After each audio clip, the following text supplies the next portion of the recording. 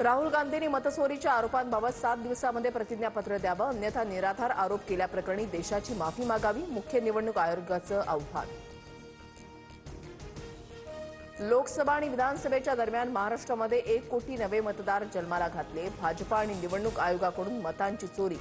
बिहारमधल्या मतदार अधिकार यात्रेतून राहुल गांधींचा हल्लाबोल. मतदान चोरी असा शब्दप्रयोग संविधानाचा अवमान. दिशाभूल विरोधात आम्ही भारतीय मतदारांच्या पाठीशी पर्वतासारखे उभे. मतचोरी आणि मतपडताळणीच्या वादावर निवडणूक आयोगाचं उत्तर. 2024 मध्ये ज्यांच्या सहकार्यानं मोदी निवडणूक जिंकले ते माजी निवडणूक आयुक्त राजीव कुमार कुठे आहेत? राजीव कुमार यांनी राहुल गांधींच्या आक्षेपांवर उत्तरं द्यायला हवीत, संजय राऊतांचा निशाणा. भारताचीच उत्पादनं खरेदी करा. आपल्या देशामध्ये बनलेल्या स्वदेशी वस्तूंना जास्तीत जास्त प्रोत्साहन द्या. पंतप्रधान मोदींचं भारतीयांना आवाहन. टॅरिफच्या मुद्द्यावरून अमेरिकेची मोठी कोंडी करण्याचा निर्णय. नाशिक जिल्ह्याच्या पालकमंत्रीपदाचा तिढा कायम. मी नाशिकचा पालकमंत्री होतोय, गिरीश महाजनांचं वक्तव्य.